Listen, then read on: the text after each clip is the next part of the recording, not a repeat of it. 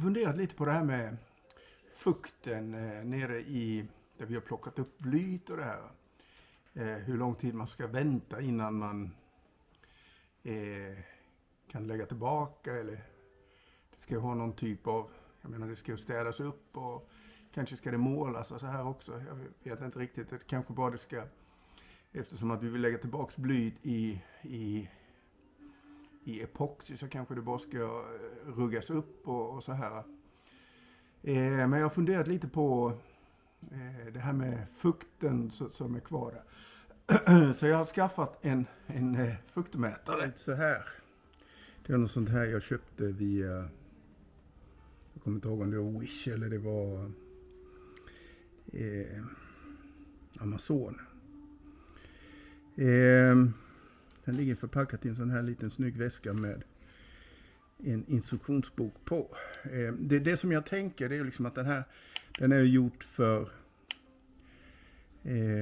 att mäta fuktigheten i trä. Och man skulle göra någon typ av nollställning, och det har vi liksom gjort på den.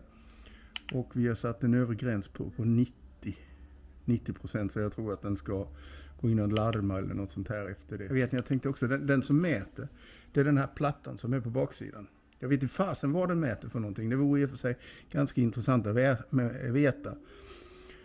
Om den utifrån fuktighet kan mäta typ strömmar eller något sånt här. Jag vet inte om det är någon typ av magnetism. Men i alla fall, i tiken här så har vi 2% fuktighet. Om vi säger att densiteten är en nolla. Och där kan man då utgå från en lista som är här. Där är inte tik med här någonstans, men vi kanske kan fråga vad densitet tik. Hon säger att det är 0,7.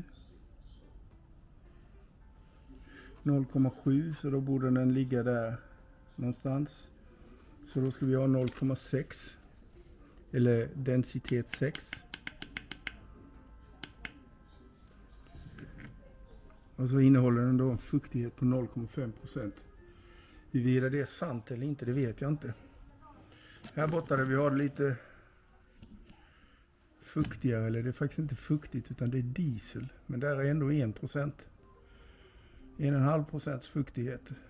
Och det kanske kan stämma. Här ute har vi ek. Och det bör då vara en röd ek, och då ska den vara på 4, densitet 4.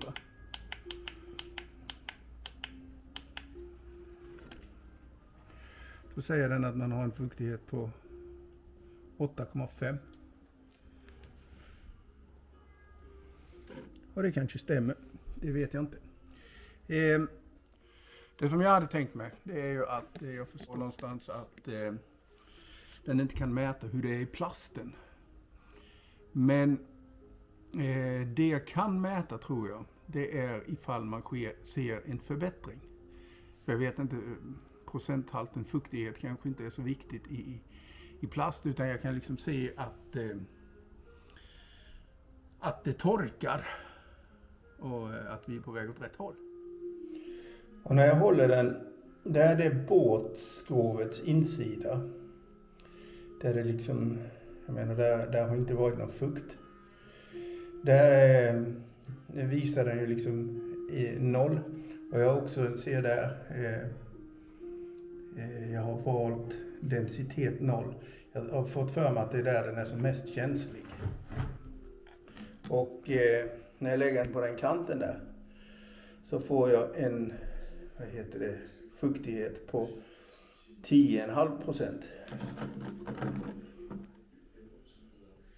Eller kanske till och med 15 mäter den nu, 14. 12. Den vandrar där lite. Och när jag sen kryper ner hit, där visar den 8%. Vi ser om vi får en ännu i botten av den här. Där visar den i och för sig 0%. Nej, det gör den inte. Det visar den 13%. 12,5-13%. Och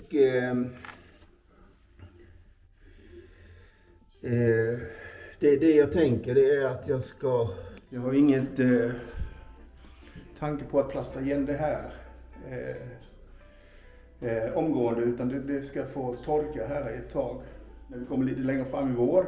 Vi ska tvätta av här inne med högtryckstvätt för att få ut så mycket som möjligt att det här skräpet. Det skulle bli ganska skönt faktiskt att få tvätta av det ordentligt.